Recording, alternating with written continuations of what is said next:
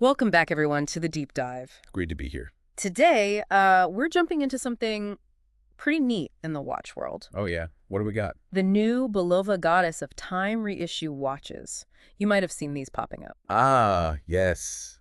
Interesting choice. Right. So, our mission, as always, is to kind of unpack the sources you sent over, figure out why these watches are getting attention now. Okay. And what really caught my eye is this whole, 70s revival thing going on with them. That's definitely a core element. It makes you think, what was that 70s watch aesthetic, you know? And why bring it back so strongly? Well, it's fascinating timing. And, there's been that complaint, haven't you heard it, that watch brands don't really dig into their archives for women's designs enough? Oh, absolutely. That's a very common point people make. It kind of feels like Bulova might be, I don't know, pushing back against that a bit here. I think that's spot on. It seems like they really heard that desire for more archival stuff, especially for women. And one source even called this release a potential summer banger. A summer banger. Okay, I like that. So position as a real standout piece for the season. Exactly. And that era, the 70s, it was just wild for watch design, wasn't it? Totally experimental. Yeah, really moving past those very traditional, delicate looks. Towards bolder shapes. Integrated bracelets were huge, lots of playing with materials. These new ones, they really capture that kind of spirit. You can definitely see the experimentation. Like the source mentions this trio uses that classic stone dial treatment. Right, the stone dials, very 70s. So for people listening who follow watches, what was so special, maybe even revolutionary about stone dials back then? Well, it was a real break from the norm. I mean, think about it. Instead of metal or maybe enamel. You suddenly had rock. Basically, yeah. Thin slices of polished semi-precious stone, tiger's eye, malachite, onyx were common. Wow. It gave this organic texture, this depth of color you just didn't get otherwise. Very different. Reflecting that whole era's vibe, right? More natural, tactile stuff in design. Absolutely. And speaking of breaking convention, these reissues use quartz movements. Ah, interesting choice.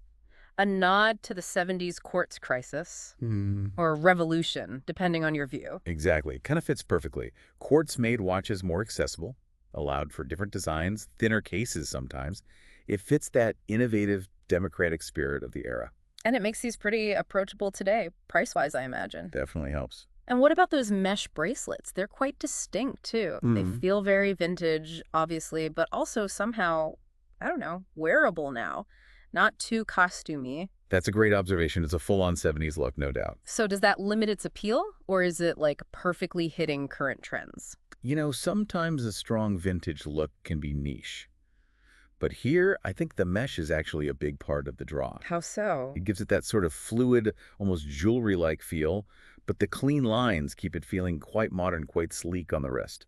Bulova's really done a good job, I think, blending that old-school cool with modern making and accessibility. And the price reflects that. Yeah, they're retailing for $495. Yeah. So that strong design isn't some super exclusive thing. It's out there for a wider audience. Okay, so wrapping this up a bit, our deep dive seems to show Bulova really nailing that fun and experimental 70s feel. Definitely. With the quartz, the stone dials, the mesh bracelets, it's all there. And at a price, $495, that makes sense for a lot of people. Right. But it's more than just a nice watch, isn't it? Oh. It kind of backs up that idea we started with, that brands are starting to listen. To the call for more archival designs. Yeah, exactly. Not just for women, but maybe for broader styles that are a bit bolder, a bit different from the usual safe bets. So a positive signal for watch fans who like vintage style? I think so. It shows the market's ready for these kinds of historical, significant reissues, which leads to a kind of interesting question for you to think about. Lay it on us. What other forgotten gems, are just sitting in brand archives waiting for their moment? Good question. And what does the success of reissues like these tell us about how nostalgia and modern appeal mix together in today's market? It's a delicate balance, right? It really is. Something to definitely chew on. Thanks for that insight. My pleasure.